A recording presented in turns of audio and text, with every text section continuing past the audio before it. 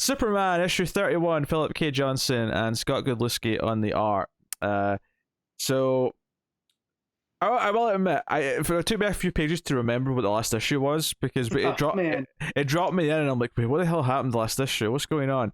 And I'm like, yeah, the fallen being and like this planet and all the rest of it. More importantly, though, we're going sort of full Invasion of the Body Snatchers style thing here, where a lot of these aliens are being assimilated, and Clark and John they talk to this one last alien who they think they can trust. By the end of the issue, though, he does betray them, and it's Clark's narration kind of talks about how he sort of reflected on this from later, and kind of ultimately comes to the idea that this was kind of the first time where it became about him relying on John to save him, and John alternatively thinks about how he's talking later to the alien about people always say it's just you to take the mantle of Superman, but it's not a mantle, it's who he is. It's not just because he has powers. There's so much to what makes Superman Superman. It's the conversation I had when we were watching Falcon and Winter Soldier about, well, I say I had, via Twitter, about passing of mantles. It's not like Superman and Steve Rogers, right? They're both Captain America and Superman. But what makes them is the fact that they're Steve Rogers and Clark Kent. And anyone that takes up the mantle is just going to be looked at as, not a pretender, but, they're not the authentic thing. And it has to be earned.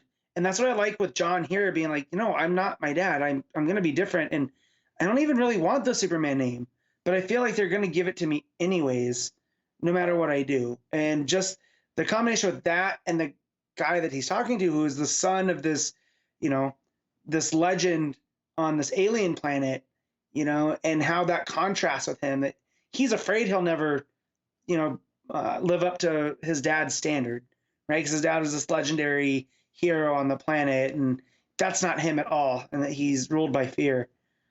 Just the dynamic between those two made some really good storytelling.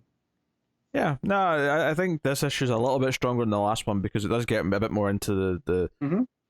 There was so much setup I had to do last issue to explain the planet and explain what the context was and what was going on. This issue got to just be a bit more about what it meant to the two main characters and what it was saying about those two characters.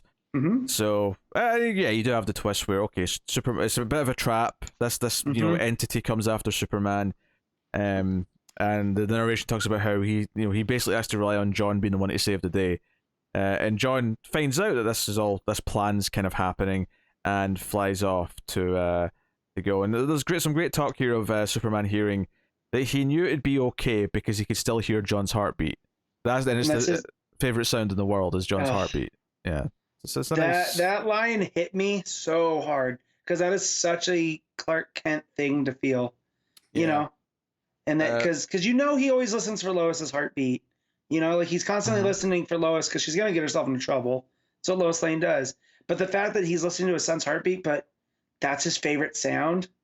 Oh man, I was just like, not tears. It wasn't like Nightwing, right? But it was up there. So the cliffhanger of the issue is, the giant being getting back up. That's the big final page. Well, this is all happening. Yeah, the one that fell. So it's presumably strong enough again now that it's absorbed all these aliens and people to, have the energy to do this.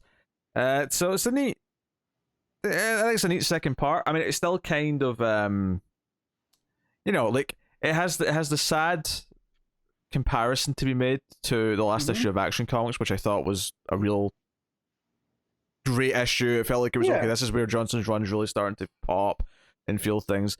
I like what this is doing for the Clark and John relationship. The actual plot with the aliens and the planet, though, is just kind of like, this feels like, when you watch a TV show and you've got that plot of the week.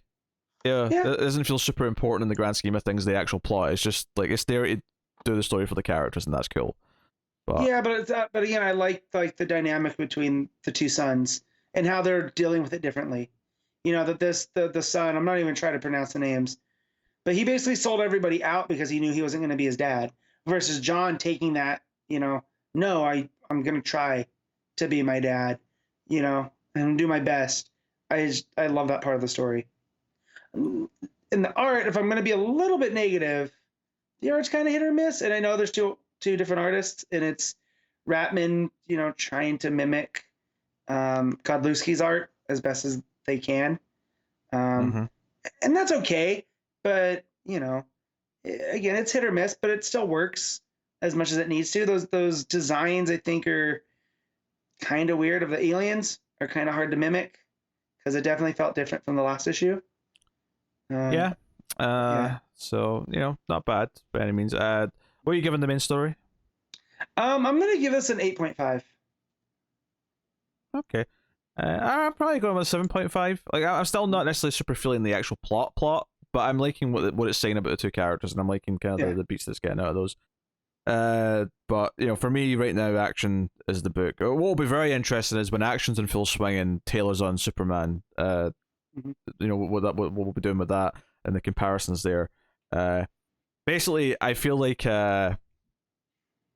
Serizawa and Godzilla. I just want to say, let them fight. Oh boy. Let the war wage.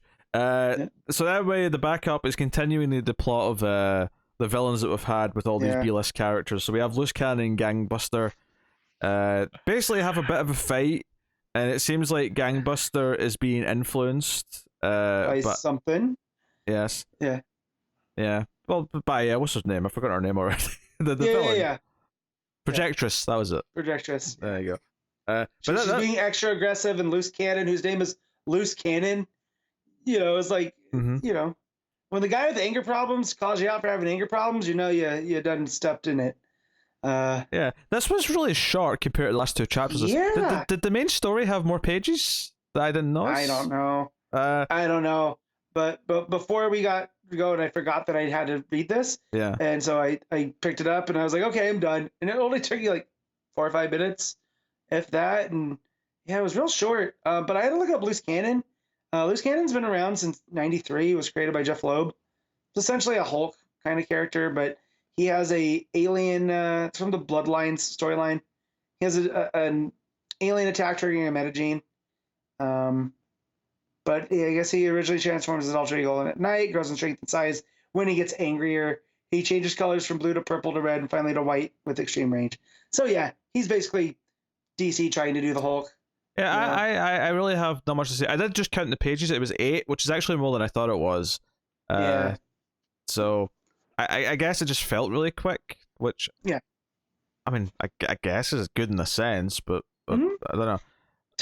Yeah, it felt less than the Ambush Bug story, and they're probably the same pages, Yeah, I honestly have nothing to say about it. I feel nothing from this chapter of this.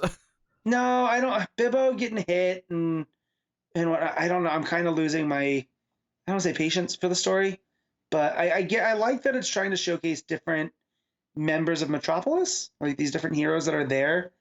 But I don't know what the point of the story is at this point. Yeah.